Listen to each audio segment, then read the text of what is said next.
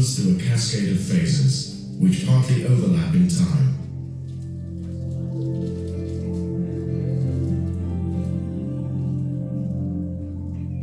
The immediate reaction to injury is a contraction of the capillaries to reduce bleeding. Red blood cells and platelets released from damaged blood vessels flow into the wound, aggregate, and produce a plug or clot in the wound.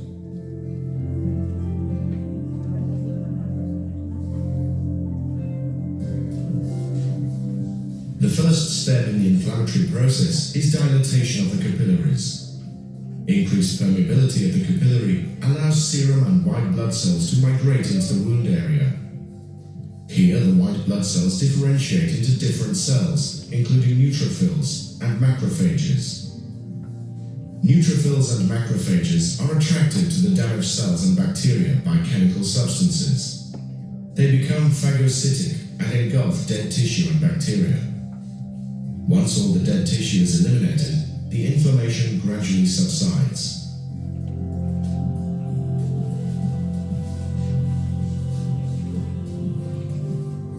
During the proliferation phase, the wound is filled with granulation tissue. Granulation tissue consists of newly formed capillaries and connective tissue. The formation of new capillaries, angiogenesis, ensures that nutrients are supplied for granulation tissue formation and is essential for wound healing. Fibroblasts are the predominant cells in the proliferation phase. They migrate into the wound site from the surrounding tissue and start to multiply.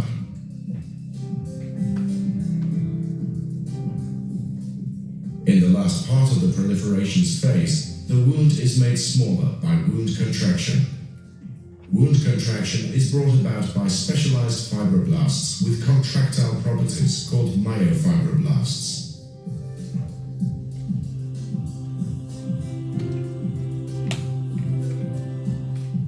When the granulation tissue filling the wound is almost at level with the surrounding skin, re-epithelialization starts. The epithelial cells change shape to facilitate locomotion and crawl across the wound bed to cover it. Migration stops as soon as cells regain contact. The cells change back to their normal appearance and reattach themselves to the basement membrane. The wound is closed.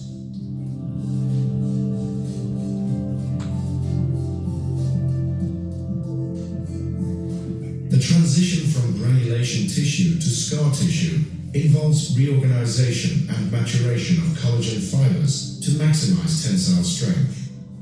During remodeling, the fibers are orientated along the lines of tension and cross-linked to form a strong wound. Remodeling can take up to 2 years after wounding.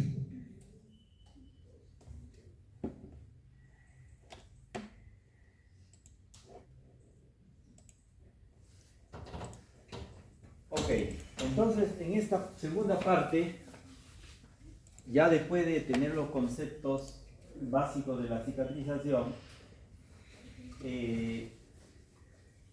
todo lo que viene después de las clases con respecto a técnica quirúrgica es porque está relacionado con heridas. Una operación tiene que realizar una herida, es muy difícil no realizar una herida. Aún los procedimientos laparoscópicos, la idea es tratar de minimizar el tamaño de la herida, pero igual se tiene que hacer herida. Incluso la cirugía robótica intenta disminuir eso, pero igual se tiene que hacer una incisión, igual tiene que haber una herida. Entonces, como tal, vamos a ver ahora en esta segunda parte cómo vamos a actuar frente a unas heridas o frente a las heridas. ¿Ya? ¿La siguiente? Cuando tenemos heridas agudas, porque nuestra exposición se va a centrar sobre las heridas agudas, no sobre las heridas crónicas, que va a ser otro motivo de exposición, es más amplio, tiene que ver con cosas. Lo que más nos vamos a enfrentar en la primera fase, en la emergencia, son con respecto a las heridas agudas. Es decir, aquellas heridas que se producen en el instante o como hemos dicho, por definición, en el primer mes. Hay muchos aspectos que hay que tener en cuenta con respecto a la herida. Primero, explorar qué tipo de herida es, qué profundidad tiene. ¿Recuerdan los conceptos de clasificación? ¿Qué estructuras están comprometidas, porque eso tiene que ver mucho con el tratamiento que se va a dar. ¿Hay tejido viable? ¿No hay tejido viable? ¿No? En segundo lugar, ¿cómo preparamos una herida para poder ayudar a la cicatrización? No es que la sutura va a producir la cicatrización, no. Lo único que hace la sutura es un factor de la cicatrización, que es acercar la herida, hacer que ese fenómeno que va a demorar más lo acelere, pero no es que eso va a producir la cicatrización. Igual, hay que ver cómo hacemos este procedimiento. Este procedimiento puede ser doloroso, entonces de repente hay que usar anestésicos para poder realizar una aceleración de ese proceso de cicatrización. Si la herida se iba a demorar 2 meses en cerrar, con la sutura yo le voy a ayudar a que esto se haga mucho más rápido. ¿Cómo hacemos el fenómeno de exploración antes de cerrar una herida? ¿Cómo debemos limpiar una herida? ¿Cómo debemos hacer la hemostasia cuando esta hemostasia no es suficientemente controlada por el fenómeno natural que hemos explicado? ¿Cómo hacemos un debridamiento del tejido que consideramos no viable? Porque si suturamos una herida con elementos no viables, tenga la seguridad que va a ser un fracaso. ¿Qué antisépticos debemos usar? ¿Cuándo usar? ¿Cuándo no usar? ¿Y qué tipos? ¿Qué antibióticos usar? ¿Cuándo usar antibióticos? ¿Y cuándo no usar antibióticos? Existe una especie de mito en la mayoría incluso de médicos. Piensan que dando antibióticos no se va a infectar la herida. Eso es un mito, ¿no? Dice, le trata la herida y de paso le doy antibióticos por si acaso, ¿no? Generando gran resistencia bacteriana. El uso de toxoide tetánico o no, o el uso de suero antirrábico o no, por ejemplo, en heridas por mordedura de animales, o en heridas por elementos altamente tetánicos, como por ejemplo una herida sucia, contaminada. ¿Qué técnicas hay que usar para la aproximación? ¿Qué capas hay que suturar y qué tipo de suturas hay que usar? ¿Qué capas se usan o no de acuerdo al tipo de herida? ¿No? Voy a usar suturas, voy a usar hilos, y dentro de los hilos, ¿qué tipo de hilos voy a usar? Hay hilos sintéticos, hilos naturales, hilos monofilamento, multifilamento, diferentes tipos. Voy a utilizar pegamentos, hay pegamentos dérmicos, elementos que acerquen la herida, ¿no? Entonces, ¿qué voy a hacer después de suturar una herida? ¿Cómo le hago el seguimiento? ¿Qué pasa si una herida se infecta? ¿Cuándo voy a retirar las suturas? ¿Cuándo voy a sacar esas suturas? Por ejemplo, en la cara se recomienda retirarlas en los 4 a 5 primeros días. Y en otros sitios, después de 7 a 10 días. Porque recuerden el fenómeno de cicatrización, la fase inflamatoria está en los primeros días y en la primera semana la fase de proliferación. Si yo dejo más tiempo, cada marca que yo dé con la aguja va a ser una cicatriz para el paciente. Los que han sido operados acá alguna vez, o si tienen un familiar, ustedes van a ver que sobre la herida, en el medio, a los costados se ve la marca de los puntos que usted ha suturado, no sé, y le llaman esa cicatriz en herida de espina, como si fuera una espina de pescado, ¿no? Es decir, al medio está la herida y a los costados se ven los puntos que le ha puesto el cirujano o el médico que lo ha tratado. Entonces, ¿cómo minimizar esas cicatrices? ¿Cómo hacer que una cicatriz sea lo más estética posible? Porque evitar la cicatrización no existe. No le prometan al paciente que no, doctor, ¿me va a quedar cicatriz? Sí, le va a quedar cicatriz. Esa tiene que ser la respuesta. No, no le va a quedar cicatriz. ¿Que podemos minimizar los efectos de la cicatriz? Sí. ¿Pero de qué depende eso? De todo eso. Si usted no tiene en consideración estas cosas, entonces la cicatriz va a ser más prominente. más antiestética. Si se infecta la cicatriz, peor todavía. Puede tener grandes consecuencias. Siguiente. Entonces, cuando está usted enfrente de una herida aguda, como cualquier paciente y como cualquier enfermedad, porque al final la herida se trata como una enfermedad, tiene que haber una buena historia clínica. No es que viene el paciente, ya listo, prepare, listo, voy a coser. No es así. Usted tiene que hacer una anamnesis dirigida, por supuesto, a la zona o al problema que estoy teniendo. En este caso, ¿qué preguntaré? ¿O qué analizaré? Preguntaré el tiempo de la herida. Porque ¿qué me permite decir eso? El riesgo de infección. Recuerden la clasificación. Herida limpia, limpia contaminada, contaminado sucia. Si me dicen, no, esto me hice anoche. Yo digo, esa herida tiene más de 12 horas, por lo tanto es una herida mínimo contaminada o limpia contaminada, de acuerdo al tipo. No, doctor, estuve limpiando el baño, los desagües y me hice una herida altamente tetanígena. Entonces, es importante la anamnesis de la herida. Preguntar al paciente el tiempo que se produjo entre el efecto cortante o traumático y el tiempo que viene el paciente.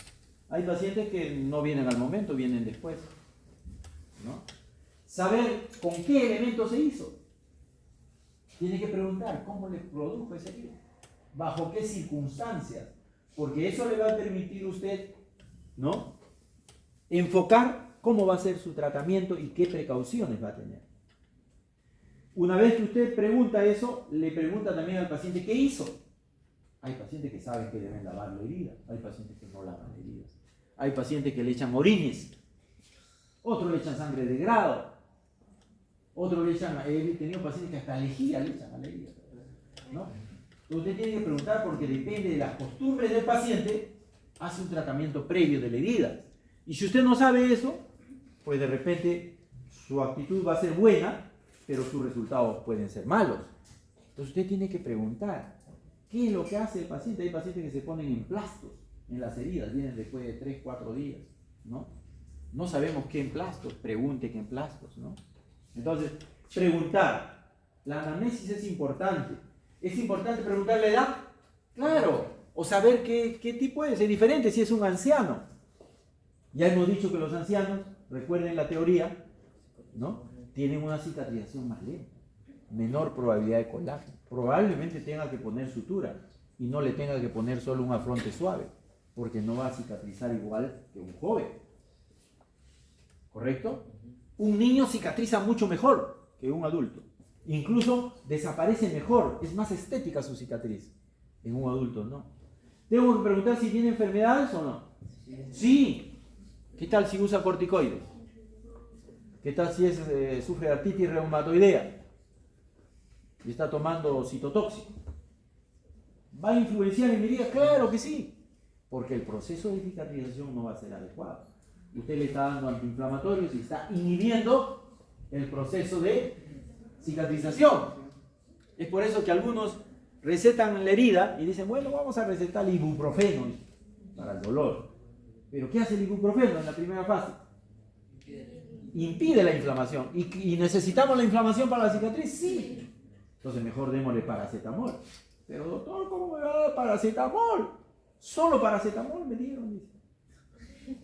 Menos efecto antiinflamatorio que un ibuprofeno, un naproxeno, un AINE.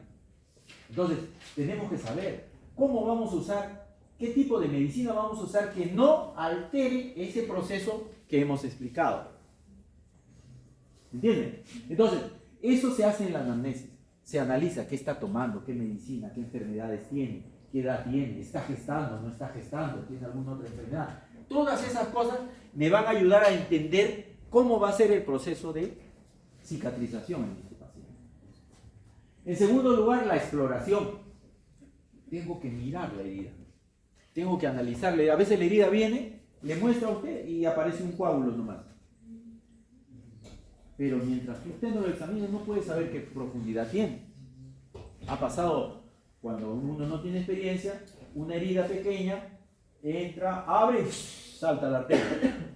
Usted limpia y en ese momento chispea la arteria, porque la arteria estaba contenida por el tapón de plaquetas y usted lo que hizo es remover eso, ¿no? Hay pacientes que vienen con torniquetes, ¿no? Tiene una herida, me he amarrado acá, doctor, y está amarrado. No sangra porque está amarrado, pero no quiere decir que va a dejar de sangrar por eso. Entonces, explorar la herida, qué tipo de herida, profundidad, superficie, ¿es lo suficientemente adecuado para poner puntos o va a quedar a tensión? Si va a quedar a tensión, mejor tengo que hacer una plastía para disminuir la tensión. Hay técnicas para hacer plastías de las heridas y evitar la tensión, porque si yo lo hago a tensión, sí lo cierro, claro, le pongo el punto, lo amarro con fuerza y llega, claro, llega la herida, pero atención, ¿cómo va a cicatrizar esa herida? Va a ser fibrosis, cicatrizante. Pero si usted hace una Y-plastía o una B-plastía o un avance de un colgajito suave que no necesita ser cirujano plástico para eso, entonces usted le está inhibiendo uno de los factores que es la tensión en la herida. Entonces es importante explorar el tipo de herida, darse el tiempo de saber qué herida es. ¿Ok? En tercer lugar, la preparación. ¿Cómo vamos a preparar esta herida para que los resultados sean lo más óptimos posibles? En cuarto lugar, ¿cómo lo vamos a aproximar? Hay varias maneras de aproximar una herida. Poner un punto es una de ellas.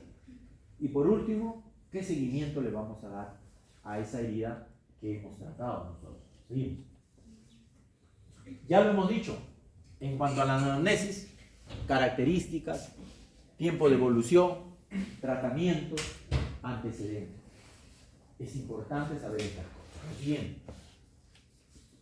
Tipo de herida, profundidad, sangrado, es una arteria, es una vena, está afectado solamente la piel, el celular, se afectan los tendones. El otro día me pasó un caso y les cuento. Estaba uno de mis colegas que han venido cirujanos que están entrando con la interna y llega un paciente con una herida en el dorso, y entonces yo llego y veo que está suturando el asistente le ha dejado a la interna suturar, entonces yo la veo que ya está suturando, ya está acercando los puntos y le pregunto, ¿ya has explorado más adentro? No, me dijo. ¿Y si se han tomado los tendones? A ver, déjame ver, le digo, veo, y adentro estaban cortados los tendones. O sea, estaba suturando encima la piel, pero estaba dejando los tendones rotos, o por lo menos no sabía el paciente. Entonces ese paciente va a ir a su casa y después va a decir, oye, no muevo bien la mano, qué raro.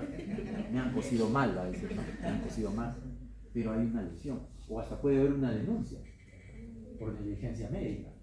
Me ha cortado el doctor, yo estaba bien, y ahora estoy mal, ¿no? Cosas así. Entonces, es importante ver la extensión, cuánto se ha comprometido. Se ha comprometido no un vaso que irriga a esa zona. Si es una piel, una piel a colgajo, imagínense que le saque un colgajo más del 75%, ya no tiene irrigación. Entonces usted lo intenta afrontar como un injerto y tiene que decirle al paciente, hay riesgo de que esta herida se necrose. Vamos a darle un chance, porque a veces puede pegar como un injerto, pero tiene riesgo de que pueda no pegar. El paciente tiene que saber. Si usted ve un tejido que está desvitalizado y lo sutura, se va a necrosar. Usted tiene que ver cuánto de ello tiene vascularidad. Sangra, a nosotros nos interesa que sangre, porque nos garantiza que hay vascularidad. Pero si es un tejido pálido, tenue, y me hace acordar otro caso que lo tengo registrado ahí en video incluso, llega un paciente con el dedo acá, ¿no? Una herida, le había caído un esto y le había cortado el dedo, el primer dedo del pie, ¿no? Pero tú lo mirabas y era claro, y tengo el video, no les hubiera puesto el video. Tú lo miras y aparentemente es una herida cortante ahí, pero hay algo notable. Y me acuerdo que esa vez le pregunté, ¿qué es lo que notas en ese dedo? Entonces notabas el dedo, si tú notabas que el dedo estaba pálido, comparado a la otra zona, hay que comparar. Y efectivamente, al verificar, resulta que no era una herida cortante, sino era una abulsión de dedo que había comprometido las arterias. y era una amputación prácticamente del dedo, sino que el dedo estaba pegadito, pero era una amputación. Entonces hay que ver la afectabilidad, la viabilidad, si hay necrosis, si está bien vascularizado o no. La siguiente. Hay que preparar al paciente, ¿no? Mucho más si son niños. Imagínense, suturar a un niño es terrible comparado a un adulto. Mucho más en nuestros hospitales, donde no hay garantía de que haya un anestesiólogo para que cede al niño. En la mayoría de hospitales, las anestesias son locales para la cuestión de sutura. Sin embargo, en los niños debiera tenerse el cuidado, ¿no?, de sedarlos por lo menos. Pero los hospitales no tienen esa capacidad. En algunas clínicas todavía. Por supuesto que hay riesgo, pero es traumatizante para un niño enfrentarse a una sutura. Un mal movimiento. El niño no obedece muchas veces. Entonces a veces hay que protegerlos. Hay que, por ejemplo, con una sábana, cubrirles las manos para que no se movilicen si va a ser con anestesia local, ¿no? En una posición adecuada, donde usted pueda suturar adecuadamente, ¿no? No muy alto, donde usted no pueda suturar, tiene que más o menos tener una idea en una camilla que pueda regular eso, ¿no? ¿Qué anestesia va a usar? Anestesia local, anestesia troncular, anestesia general. Ya están llevando, ya terminaron toda anestesia, ¿no? Sí. ¿Qué tipo de anestesia le va a dar a este paciente, ¿no? ¿Cómo va a limpiar? ¿Cómo va a lavar?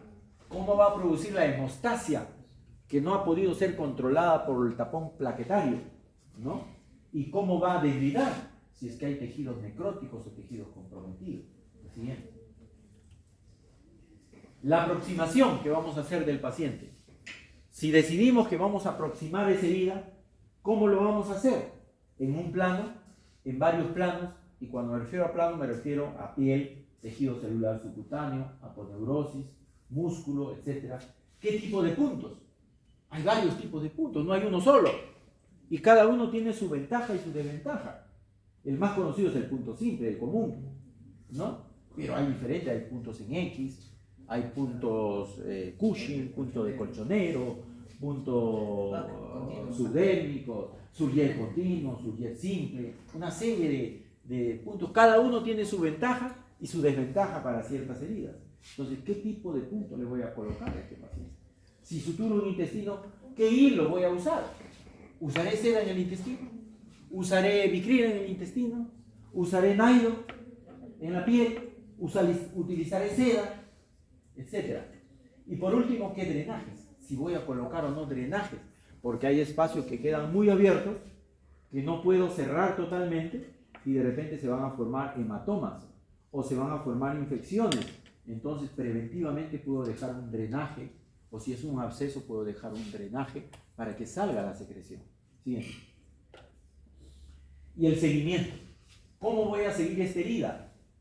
¿Cómo voy a controlarlo? En el consultorio, ¿qué tratamiento preventivo le voy a dar? Si es un paciente que no se ha vacunado contra el tétanos, ¿le voy a colocar o no vacuna antitetánica? ¿No? ¿Cuándo voy a retirar los afrontes si es que no le he puesto suturas? ¿Qué complicaciones hay? ¿Qué tipo de cicatriz me está haciendo? De repente al quinto o sexto día, o yo ya conozco al paciente y me dice, ¿sabe qué, doctor? Yo tengo mala cicatriz. Me han hecho una cesárea y mire cómo me ha quedado. Ese paciente tiene tendencia a ser queloide. Entonces yo no voy a esperar que haya todo el proceso de fibroplasia para recién tratar el queloide. Al quinto día puedo estar infiltrándole corticoides, porque sé que su exceso de inflamación va a producir demasiada fibroplasia y seguro va a ser queloide. Entonces me adelanto y no espero que esté con el queloide para tratarlo. Un tratamiento de un queloide demora meses o años. Una cicatriz queloide. La siguiente. Anestesia. Considerar que la anestesia siempre debe ser particularmente antes de la limpieza. Yo recomiendo que primero se anestesie antes que se limpie. Algunos van a encontrar literatura que dice, no, primero hay que limpiar. No se ha demostrado que por no limpiar haya mayor índice de infección. Pero si tengo una herida, pónganme anestesia para que me cure. ¿Bueno? ¿O usted quiere que lo cure sin anestesia? Si alguna vez lo han curado sin anestesia, se va a verlo. Aparte que no se cura bien. Porque el que cura está, como ve que el paciente se queja, su curación es menor. En vez de friccionar adecuadamente, fricciona despacio, porque quiere no ocasionarte dolor. Entonces, es mejor, recomiendo, anestesiar antes de limpiar. Yo siempre a mis internos les recomiendo, primero anestesia y luego cura bien. El paciente va a estar tranquilo, le va a doler un poquito la anestesia al inicio, pero le va a evitar y usted va a hacer una buena curación, porque está anestesiado. Recuerden la anestesia, ya saben ustedes, habrán hablado en anestesia, cómo funcionan los anestésicos, ¿no es cierto? Cómo es que interfieren con la despolarización y la transmisión de los impulsos, como la lidocaína, ¿no? Previene la entrada de sodio y de esa manera disminuye la velocidad, se hace más lento y entonces de esa manera usted mantiene la zona sin percepción de dolor. Pero depende eso también de muchos factores, depende de qué nervio, depende del pH, depende del tamaño de la fibra, depende de la dosis que usted le ponga y del tipo de anestésico. Hay muchos anestésicos, ¿no? Algunos tienen un tiempo de vida media corto, otros tienen un tiempo de vida media largo. Si usted va a suturar una herida muy grande, entonces de repente necesita poner un anestésico que tenga mayor tiempo de duración. La siguiente. Por ejemplo, la bupivacaína se hunde el 95% de las proteínas, la lidocaína menor. Es por eso que la bupivacaína demora más en metabolizarse. Si yo tengo una herida muy complicada, grande, de repente necesito usar bupivacaína antes que lidocaína, porque si no tendré que infiltrar mucha lidocaína. Y hay una dosis que es una dosis tóxica, ¿cierto? ¿En anestesia ya han estudiado eso? ¿Sí? No se puede poner anestesia y de repente el paciente hace una arritmia cardíaca, ¿no? Hay una dosis que hay que colocar. A veces usted puede ayudarse de ciertos elementos, como por ejemplo a la lidocaína le puede añadir adrenalina, en una concentración de 1 por 100.000. Ya vienen preparadas algunas de ellas. Y hace que su tiempo de vida media se prolongue. Si duraba 1 hora, ahora va a durar pues hora y media, 2 horas, ¿no? Pero tener cuidado, porque no en todo se puede usar adrenalina. La siguiente. Acá tienen los anestésicos locales y el más frecuente, que seguro lo han estudiado mucho en anestesiología ustedes, la lidocaína. Aquí en el Perú no hay al 0,5 ni al 1%. Generalmente se comercializa al 2%. Y su actuación es inmediata. En menos de 3 minutos, 1 o 2 minutos, actúa inmediatamente la lidocaína. Usted coloca y al minuto, 2 minutos ya está anestesiado. No siente el paciente en la zona local. ¿Cuál es la dosis? 1 a 2 miligramos por kilo. Máximo 5 miligramos por kilo. Más o menos 300 miligramos en un paciente de 50 a 60 kilos. Que más o menos es la dosis que tiene un frasco de lidocaína de 20 centímetros. Como van a ver ustedes en la práctica clínica. Dura generalmente más o menos 1 a 2 horas. Después que te ponen la anestesia, te dura 1 a 2 horas si es que colocas lidocaína, ¿no es cierto? Ahora, si tú le pones adrenalina, entonces puede prolongar más, porque la adrenalina que produce vasoconstricción, entonces el anestésico va a estar más tiempo ahí y no se va a ir hacia los vasos, ¿no? Pero cuidado, no vaya a poner pues en el pulpejo de dedo, no vaya a poner en la punta de la nariz, no vaya a poner en el lóbulo de la oreja o en la zona del pene, porque son circulación terminal. Y si usted le pone adrenalina, se puede necrosar. Vasoconstricción, no tiene más circulación colateral, disminuye el oxígeno y puede producir un daño. Entonces hay que tener cuidado. Herida más grande, bupivacaína, más o menos al 0,25, ¿no? Dura mucho más, el doble de lo que puede durar una lidocaína, por ejemplo. En los pacientes posoperados se les infiltra bupivacaína después de la operación. Al terminar la operación, se les infiltra en algunos centros, en mi centro se hace eso, bupivacaína para que el paciente entre a la sala de recuperación sin dolor, sus primeras horas. La siguiente. Cuidado con la adrenalina, ya lo hemos dicho, y está en amarillo para que se recuerden siempre, ¿no? Siempre aspirar antes de colocar el anestésico, porque si no lo puede inyectar a una vena. Y la lidocaína no actúa igual en una vena que en el tejido dérmico o subdérmico, ¿no es cierto? Puede dar alteraciones, reacciones cardiovasculares, ¿no? Arritmias, efectos excitadores del sistema nervioso central, hasta puede dar síncope o shock vagal, ¿ya? Y siempre de preferencia cuando coloque el anestésico que el paciente no vea. El dolor tiene ustedes saben que el dolor tiene dentro de sus factores el factor personal. Si usted mira con una inyección, con una aguja, usted ya antes que le pongan la aguja está sintiendo dolor, ¿no? Y si mira, ese dolor, si es que usted tiene una personalidad que no soporta tanto el dolor, entonces inmediatamente va a ser... Imagínense a un niño. Un niño evite mostrarle la jeringa, evite mostrarle la aguja, hágalo en un lugar aparte, que él no lo vea. Porque si lo ve, lo primero que hace es un estado de pánico. ¿Ya? Seguimos. Ahí tienen, por ejemplo, algunos anestésicos, con sus dosis lo van a tener. Es una de las referencias. Seguimos. La infiltración. ¿Cómo voy a colocar el anestésico? Hay una regla que dice el tamaño de la herida, el doble del tamaño de la herida. Es decir, si es una herida de 4 centímetros, usaré 8 centímetros de lidocaína. Si es 3 centímetros, usaré 6. En promedio. La idea es que se tenga más o menos 1 centímetro por área, más o menos, de centímetro cuadrado, más o menos, en promedio, ¿no? Entonces, la infiltración de preferencia debe ser por dentro de la herida. La siguiente.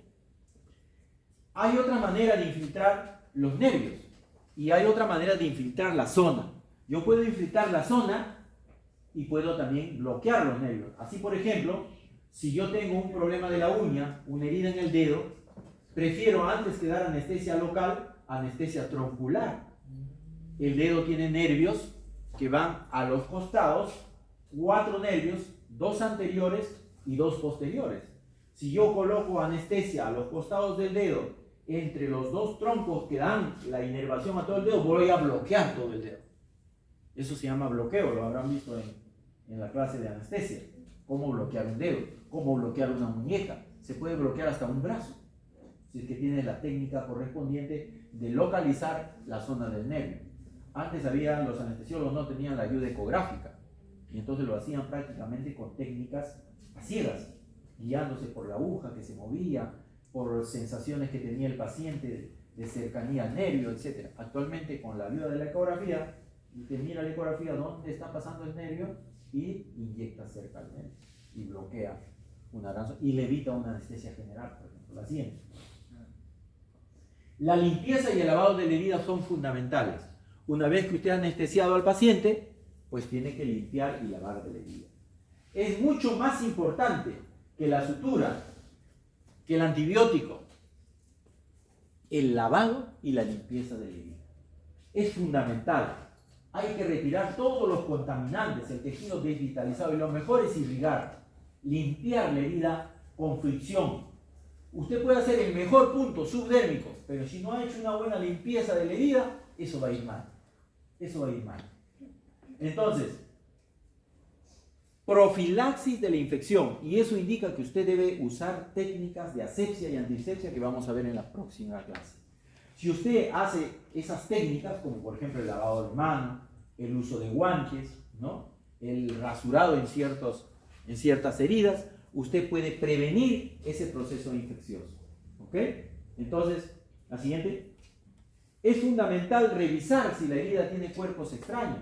Se ha cortado con vidrio, ¿qué tal queda un pedazo de vidrio y usted sutura con el pedazo de vidrio? Tiene que revisar. Si a veces el ojo común no ve, puede usar incluso lupas para poder detectar. O si es que hay elementos radioopacos, radiosensibles, usted puede tomar una radiografía para detectar que no se quedó un pedazo de aguja, un pedazo de metal, o una ecografía, en todo caso, para detectar un cuerpo extraño y no suturar encima de eso. La siguiente. Hay que lavar la herida, irrigar, y la mejor forma es con alta presión. Se dice que una jeringa de 20 centímetros con una aguja 18 produce una presión adecuada de 5 a 7 PSI, que más o menos elimina todos los elementos que están dentro de la herida. Entonces hay que hacer chorrear enérgicamente la herida a presión o con una gasa friccionar para eliminar. No importa que sangre, es importante que sangre, porque va a quitar usted mucho de los tapones que se han formado en la primera fase de la cicatrización. La siguiente. Uso de sustancias antisépticas. Se ha visto de que en algunos casos, como por ejemplo heridas sucias o contaminadas, se puede usar antisépticos. Pero ojo, que estos antisépticos deben ser retirados. Es decir, Usted puede usar el antiséptico en heridas contaminadas o sucias, pero después lavarlos con agua. ¿Por qué? Porque si usted las deja como la povidona yodada o la clorhexidina, algunas demoran 2 horas, 3 horas, 4 horas. ¿Cuál es el efecto que hacen estos antisépticos? Matan a las bacterias. Pero no diremos las bacterias, matan los elementos orgánicos, incluye la célula. La célula es como si fuera una bacteria, vamos a ponerle así. Entonces no solo va a decir, no, a ti no, contigo no tengo nada, a ti sí. Así no es. Agarra el antiséptico y barre con todo. Es tóxico para las células, así como es tóxico para la bacteria. Pero a veces hay que usarla. Si es una herida sucia, ¿no? Entonces uso el antiséptico, le doy su periodo 1 o 2 porque actúan inmediatamente, miren, bactericidas, ¿no? Y luego retiro su efecto a través de un lavado nuevamente con agua, para no dejar. Antes había la costumbre de dejar antiséptico en la herida. Esa costumbre se ha ido dejando, solo los cirujanos que no están al día siguen usando yodo povidona en la herida, etcétera, etcétera. Sí. Doctor, una pregunta, cuando usted dice con agua, ¿se refiere a agua destilada o Agua destilada. Ya. Agua destilada. ¿Ya? Agua destilada. Generalmente agua, y si está en la casa, agua hervida tibia o fría. La cosa es que sea una solución estéril. El mejor es el agua. Porque es un elemento que tiene la célula. Como vamos a ver después, la célula necesita hidratarse. Entonces hay varias sustancias y de preferencia a veces es mejor usarla alrededor. ¿De dónde se produce la infección en una herida cuando la curas? Alrededor, porque el resto está contaminado. Entonces puede usar el antiséptico alrededor de la herida. Esa sí la puede dejar, porque no queremos que de alrededor se infecte la herida en su primera fase. ¿Entiende? La siguiente. Doctor, ¿cuánto tiempo de inmunidad? ¿3 minutos? Actúan en 2 o 3 minutos, pero duran 1 hora, 2 horas su efecto. O sea, su efecto, por ejemplo, nosotros usamos clorhexidina cuando nos lavamos las manos, ¿no? Cuando van a sala de operaciones, cuando entre. ¿Por qué? Porque el efecto permanece.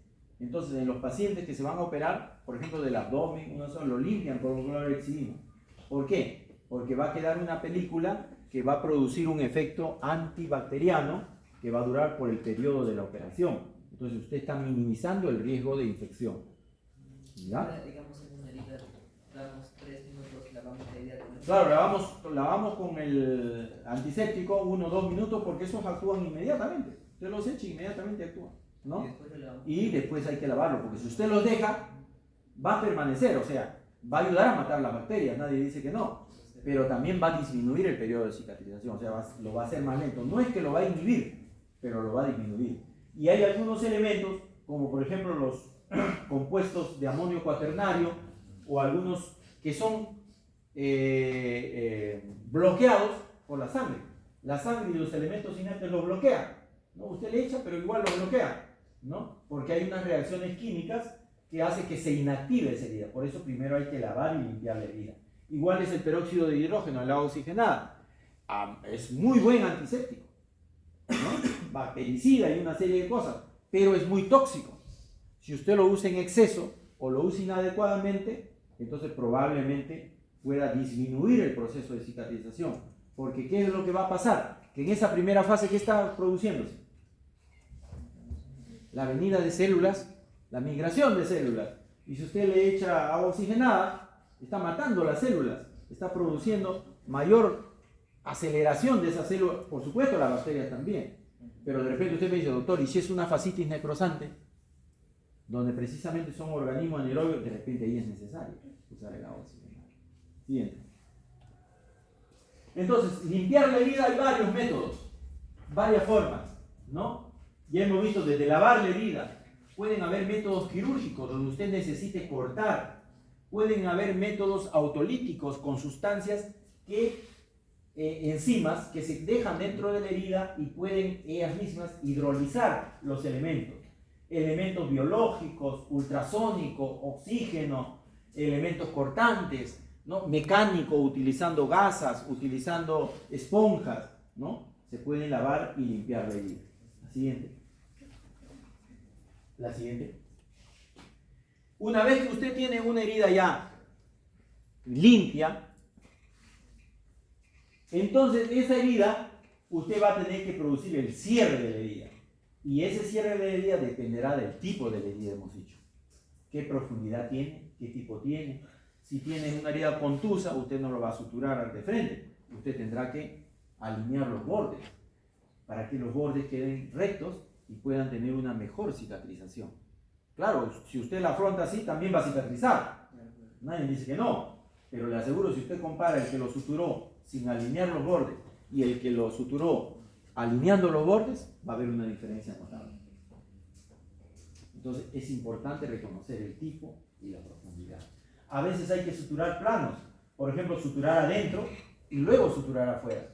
Porque si usted solo sutura afuera, queda un espacio. Si ese espacio queda, se va a llenar de secreción. Si hay proliferación bacteriana o hay un factor que ayude a la infección, la inmunidad del paciente, etcétera, etcétera, se va a formar una absceso. La siguiente. Seguimos. Ahora, esto viene, de aquí viene ya las técnicas. ¿Cómo va usted a cerrar una herida? Entonces, hay técnicas instrumentadas y técnicas no instrumentadas. Entonces, vamos a dar algunas pautas que lo vamos a hacer en la práctica, o que ya van a hacer, creo, en la práctica de sutura. Entonces, tenemos elementos que nos ayudan a afrontar la herida. Uno de los elementos son los elementos mecánicos o instrumentales, ¿sí? Dentro de ellos tenemos el portaaguja.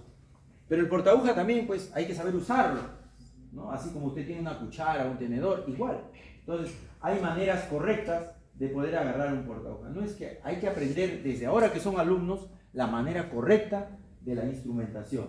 Así, por ejemplo, se debe agarrar un portaaguja. La siguiente. ¿Cómo se debe hacer la posición para suturar? ¿Cómo se debe poner el dedo índice al centro que dirige la zona? ¿Cómo se debe colocar la aguja?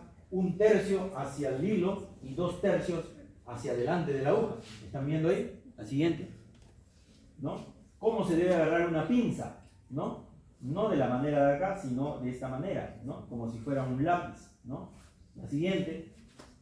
¿Cómo se debe descansar en un periodo en el cual usted está de repente colocando un drenaje para no poner una tijera? ¿Cómo se hace en el periodo de descanso para no hincar, para no cortar? La siguiente, ¿no? ¿Cómo se toma una tijera? ¿Cómo se agarra una tijera de Metzen o una tijera de Mayo? La siguiente. ¿Cómo se toma el bisturí?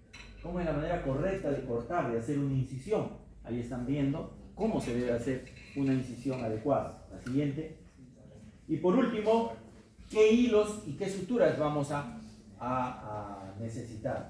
Si por ejemplo va a ser monofilamento o multifilamento. En el seminario vamos a ampliar estas cosas, ¿no?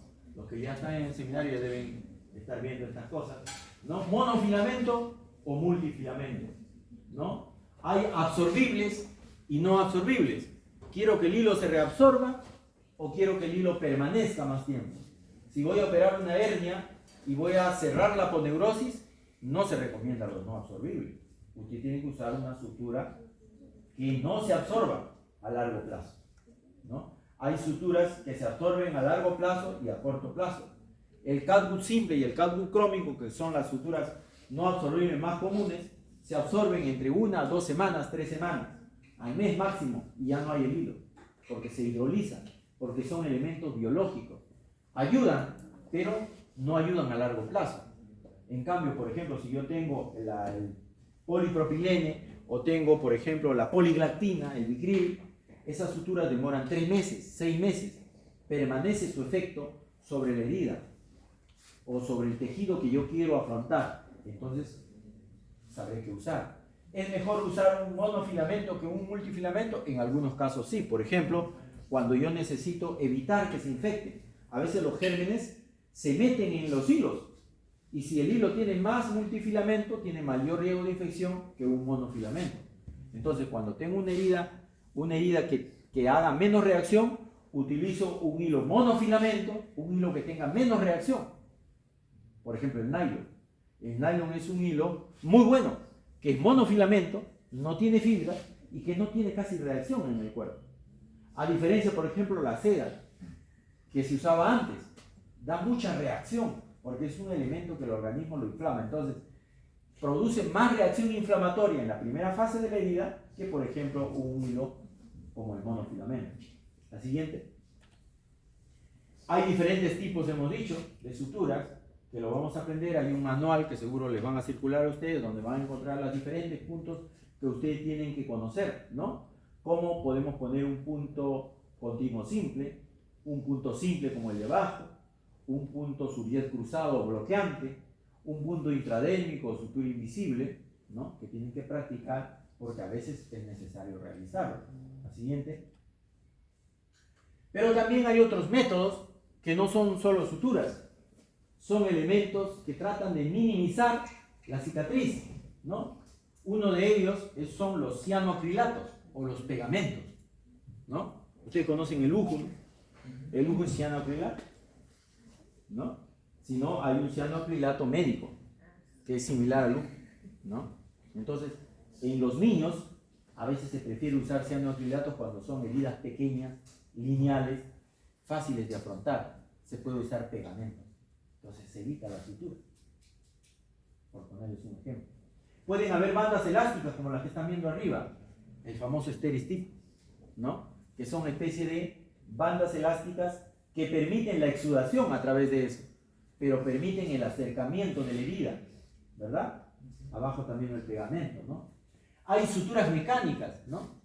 Que son con disparadores que aceleran el cierre inmediato. Un paciente grave que usted tiene que sacarlo de la anestesia, imagínese, le está haciendo puntos uno por uno, te agarra el disparador, en un 2x3, has suturado esa herida y el paciente lo puede sacar de la anestesia.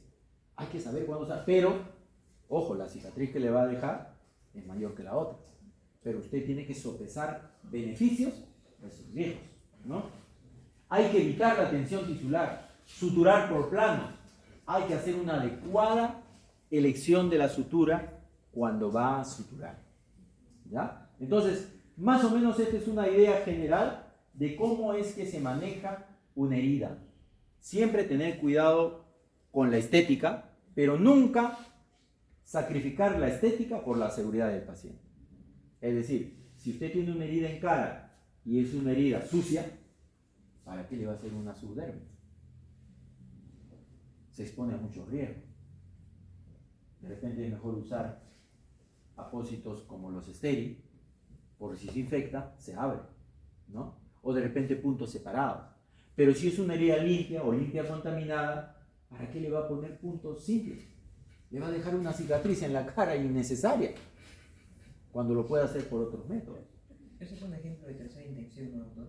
¿Esta de acá? Ajá, cuando no se sutura, solamente se une. La de segunda intención es cuando no se sutura. Ahora, de segunda. La de tercera intención es cuando usted, después de curarla, después de pasar la infección, usted la acerca. Con sutura. Claro. O sea, la idea de la clasificación de primera, segunda y tercera es cuando la acerca. Cuando una herida usted la hace de inicio, es de primera intención. Si esa señorita vino a emergencia y yo en ese momento le pongo el Steri-Stip o le puse un punto, cualquier método, pero lo hice en ese momento, es primera intención. Pero si yo vi que la herida estaba infectada o tenía alto riesgo, entonces la dejo, la limpio, la curo. Y a veces, como son heridas pequeñas, a través del proceso de contracción, en 5 o 7 días van mejorando y no necesita que usted le ponga ningún punto. Esa es segunda intención. Pero si usted ve que ha mejorado, son 7 días y no se acerca a la herida, le falta, entonces dice, le voy a ayudar con un Steri-Stip, le voy a ayudar con un punto. Eso se llama tercera intención. ¿Sí? La siguiente. Bueno, ayer era un video, pero ya lo pasaremos en video, la siguiente. Hay tratamientos complementarios que hay que dar aparte de lo que hemos hecho. Hemos hecho todo, hemos limpiado, hemos reconocido, hemos suturado, hemos afrontado. Hay ciertas cosas que hay que considerar, por ejemplo, el uso de antibióticos. Solo se debe usar antibióticos en heridas sucias o en heridas contaminadas. En heridas limpias o limpias contaminadas no se recomienda el uso de antibióticos. Heridas que tienen menos de 6 horas y son limpias o limpias contaminadas, no es necesario usar antibióticos. ¿Por qué? Porque el antibiótico es un elemento tóxico, igual que los antisépticos. No crea que no es un elemento tóxico. Aparte, el antibiótico se va a difundir en el organismo, va a atravesar el hígado, depurarse por el riñón, y entonces va a hacer de que, si usted no lo necesita, está dándole un organismo o un elemento tóxico al organismo, innecesariamente. Y si usted no le da la dosis adecuada, peor, va a producir resistencia bacteriana, Y la Organización Mundial de la Salud ya ha advertido miles de veces sobre el uso inadecuado de antibióticos. Entonces, el antibiótico debe ser dado cuando hay evidencia de una infección o máximo profilaxis antibiótica, es decir, antes de producirse el proceso, el alto riesgo de infección. Por ejemplo, pacientes que van a entrar a una apendicitis aguda, donde hay alto riesgo de contaminación por las secreciones, como hemos dicho, entonces mejor le pongo antibiótico en el momento, un día antes, ¿no? Entro a operar, veo que el paciente está mejor y ha sido solo una apendicitis flemonosa, como vamos a ver después, inflamada, suspendo los antibióticos. ¿Ya? Vacuna antitetánica. La siguiente. Considerar que si un paciente se ha vacunado con todas sus dosis de vacuna, sus 5 dosis, ¿no? En la DPT, se supone que está protegido. Ahora, ¿cómo saber pues si ha recibido sus 5 dosis? Usualmente todos los niños, por un programa nacional, deben estar cubiertos con su refuerzo hasta los 4 años, ¿no? O sea, sus 5 dosis de vacuna antitetánica. Pero si el paciente no ha tenido eso y es una herida que tiene riesgo de tétanos, por ejemplo, heridas por metales donde están las esporas, de repente debiera darse un refuerzo. La siguiente. Doctor, una consulta. Ese esquema de, vamos a ver que un niño ya a los 4 años ya debería tener esa Ajá. protección, ¿rige para nuestros tiempos y también para personas mayores? ¿O desde cuándo está saliendo? Ese es un programa nacional. Nosotros tenemos un programa nacional de vacunación para ciertas enfermedades inmunoprevenibles. ¿Desde cuándo? Una de las enfermedades inmunoprevenibles es el DPT, porque anteriormente ha habido tétano, no sé, ustedes tal vez no hayan tenido la oportunidad de ver tétanos. El tétano es una enfermedad terrible, terrible. He tenido la oportunidad de ver casos de tétanos en adulto y tétanos neonatal. Es terrible ver al sufrir al paciente, ¿no? Con las contracturas que tiene el tétano. Y en tétanos neonatal mucho más. ¿Por qué? Por eso es que a las gestantes se les vacuna contra el tétano, porque nosotros hemos tenido alta incidencia, ahora ha bajado por este proceso, porque se les protege a los pacientes contra el tétano. Este es un programa nacional de vacunación en el cual se establecen estas dosis y se supone que hace que recuerden que las vacunas, hay una inmunidad que se va, a medida que usted va recibiendo la vacuna, va recibiendo sus defensas, hasta que llega un momento que tiene una gran cantidad de elementos anticuerpos circulantes que te protegen contra eso. Pero eso más o menos dura unos 10 años en promedio. 5 a 10 años, pero 10 años es el promedio. Un paciente que ha pasado más de 10 años, hay que darle un refuerzo para reestimular esa inmunidad que ya usted la tiene. La mayoría de personas no tienen tal vez ese refuerzo. Tal vez, y además nadie anda con su carnet de vacunación. A veces tú le preguntas, o le dices, no sé, doctor, no me acuerdo. Entonces ahí, la siguiente, ahí es donde hay que tomar ciertas actitudes. Se supone que las que tienen 5 dosis, entre comillas, estarían bien inmunizados. Pero nadie nos garantiza eso, como dices tú. Entonces, si un adulto desconoce, ¿no?, el número de dosis que ha recibido, ¿no?, o no se acuerda, entonces hay que empezar como si nunca hubiera recibido. Le ponemos su dosis ahí y que siga sus otras dosis. Generalmente son 3 en el adulto. La primo vacunación del adulto ya no son 5, sino son 3. Porque en el niño, ustedes saben que el niño no tiene todavía la inmunidad desarrollada, por eso son más. En cambio en el adulto no. Entonces en el adulto, si no se acuerda, le colocamos antitetánico y le decimos, vaya usted al programa, porque hay un programa de vacunación para que le pongan sus refuerzos. Así es. Hay casos en los cuales hay que definir, ¿no?, si es una herida limpia o sucia. Si es una herida limpia, usted le dice póngase su refuerzo, ¿no? Si es que tiene más de 10 años. Por ejemplo, me he vacunado, pero cuando era niño, doctor, no me acuerdo, ya después se ha recibido. Entonces usted, si es una herida limpia, le pone un refuerzo. Si es una herida sucia, le pone un refuerzo. Pero si el paciente no se acuerda, no sabe si se ha vacunado o no se ha vacunado, porque algunos no quieren vacunarse, entonces usted tiene que darle su esquema completo de vacunas. ¿Me dejo entender? O si es una herida sucia, un fierro oxidado, entonces usted no solo tiene que darle la vacuna, sino tiene que colocarle inmunoglobulina antitetánica, es decir, anticuerpos al paciente porque tendría alto riesgo de tétanos. Hace mucho tiempo que no se ve tétanos, yo no sé si en los hospitales grandes tal vez todavía verán, la verdad no podría decirles, pero es mejor prevenir que lamentar. Un paciente de tétanos generalmente es mortal. La siguiente. Igual pasa con la rabia. Muchos de los heridos que vienen a la emergencia son porque les ha mordido el perro. Y en muchos casos su perro, sus propias mascotas. Entonces, mordeduras localizadas en cara, cabeza, cuello, pulpejos de dedos, producidas por perro, gato o cualquier animal sospechoso de rabia, ojo, sospechoso, no significa que tenga rabia. En esos casos hay que colocarle al suelo. Porque la rabia también es mortal. No va a esperar usted que tenga rabia. O saber si el perro tiene rabia. En esos casos hay que colocar la vacuna. Porque ustedes recuerdan que el virus, ¿no? La rabia es un virus. Contra más cerca esté al sistema nervioso central, más rápido es la enfermedad y más rápido se muere el paciente. Entonces, cuando hay una mordedura en cara, cabeza, cuello, cerca o pulpejo donde haya gran vascularidad, es mejor enviarlo para que se vacune lo más antes posible. ¿Cómo sé que un animal es sospechoso de rabia? Dígame eso. Generalmente los animales sospechosos de rabia son animales que cambian de conducta, agresivos, ¿no? Por eso muerden. No confundir pues con a veces las mascotas por juego, etcétera, etcétera, ¿no? Pero a veces hay perros afuera que usted no sabe cómo están. Algunos tienen hipersalivación, ¿no? Son perros callejeros y que son de afuera, ¿no? Pero nadie tiene la certeza. Esos animales son sospechosos. Y peor si no tienen su tarjeta de vacuna del veterinario correspondiente, porque hay vacunación también para los perros, ¿cierto? Entonces, mordeduras ocasionadas por animales silvestres, es decir, en el campo. Usted se va a pasear al campo, a un parque, igual, localizadas en esa zona, aunque el animal no sea agresivo, pero le ha mordido, mordedura de mono, ha pasado, mordedura de mono, mordedura de rata, ¿no?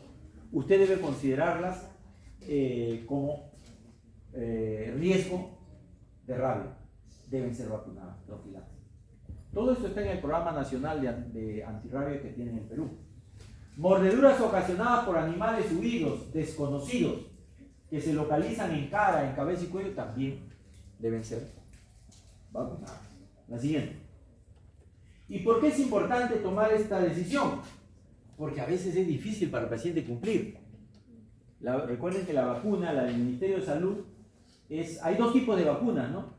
Pero un animal que a usted no le consta de que esté o no vacunado es diferente a uno que sí le consta. Por ejemplo, en la primera parte, exposición leve, usted le mordió su perro, pero usted sabe que a su perro usted lo ha vacunado, usted lo conoce como es, ha sido en unas circunstancias, no es violento el perro, no tiene signos de agresividad, entonces probablemente usted dice es una exposición leve. Pero por ejemplo, una herida en cara, cuello, dedos, manos, heridas, desconocidos, mordedura de perro o gato, y que ese animal se muera en los primeros 10 días, el animal que tiene rabia se muere. Y si usted tiene ese periodo, usted tiene que vacunarse inmediatamente en ese periodo, máximo los 10 días, porque en ese momento el virus está avanzando. Recuerden que la rabia al final avanza hasta el cerebro, ¿no es cierto? Entonces, en las exposiciones graves provocadas por perros, gatos desconocidos sin signos de rabia, solo se le vacuna antirrábica hasta el 5.º día por prevención. Yo no sé si tendrá o no rabia. Hasta el 5.º día. Espero 5 días más. El animal no se muere, no tengo que seguir la vacunación. No tiene rabia. El animal que tiene rabia se va a morir. Si en esos 5 días, más los 5 días que le di del suero, no se muere, probablemente no tenga rabia, no tengo que seguir la vacunación. La siguiente. Pero si yo no tengo esos datos, un perro callejero que no me consta que tiene, tengo que vacunar. Y hay dos tipos de vacunas, hemos dicho, ¿no? La vacuna de tejido cerebral de ratón lactante, que es la más frecuente, que es la que se coloca en todos los ministerios, y la vacuna de cultivo celular, que generalmente no hay en las clínicas, es particular, tienes que comprarla, hay que sacar. ¿Cuál es la diferencia? Hay dos maneras de colocar la vacuna, el esquema reducido y el esquema clásico. El esquema clásico siempre ha sido, son 14 vacunas que se va a poner. Por eso que decirle que se vacune no es tan sencillo. Por eso es que hay que analizar, porque le deben colocar 14 dosis. En el esquema reducido son 7 dosis. 3 refuerzos, ahí están los días, ¿no? 4 después, 3 al inicio y 4 después. En el otro son 14 dosis más 2 refuerzos. Imagínense. 14 más 10, al día 10 se refiere y al día 20, ¿no es cierto?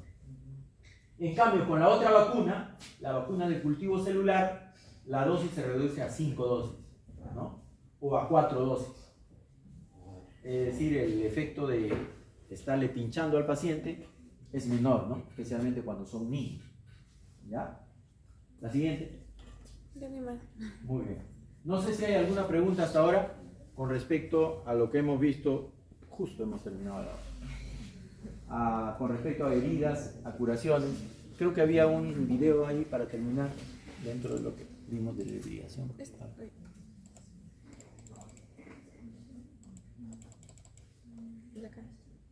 Ese. Un resumen de cómo debemos debridar una herida, a ver, para que lo vean.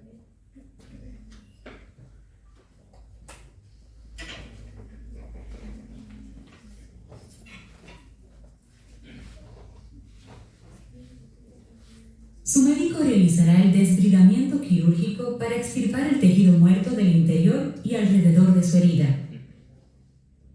Las heridas pueden producirse por diversas razones, tales como lesiones, quemaduras, escaras, también llamadas úlceras por presión o úlceras de decúbito, e incisiones quirúrgicas infectadas.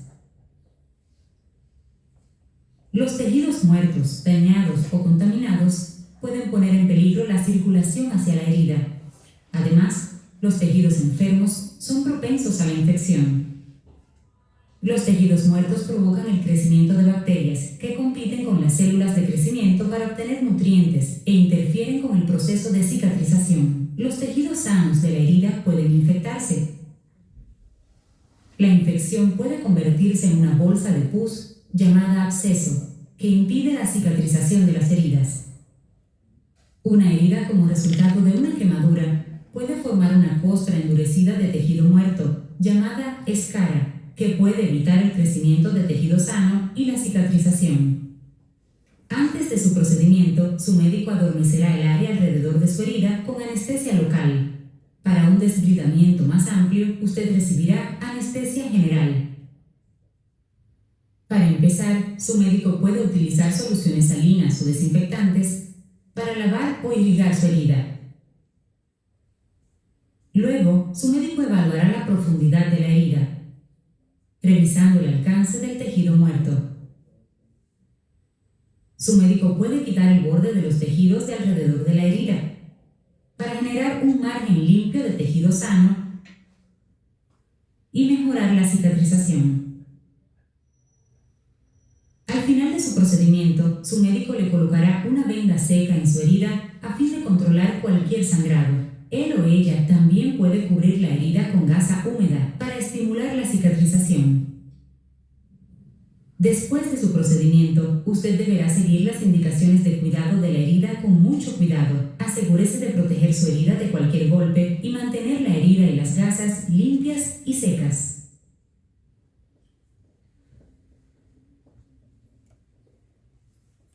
Ok, muchachos, con eso terminamos la primera parte de prácticamente el curso, es decir, estas dos entran a la primera parte, aunque no son de los mismos temas, ¿ya?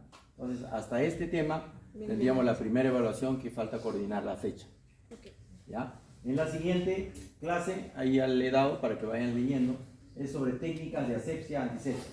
Antes de entrar al quirófano, tenemos que aprender cuáles son las técnicas de asepsia, antisepsia. Cómo colocarse un guante, cómo colocarse una bata, cómo lavarse la mano, que ya ustedes creo que están haciendo.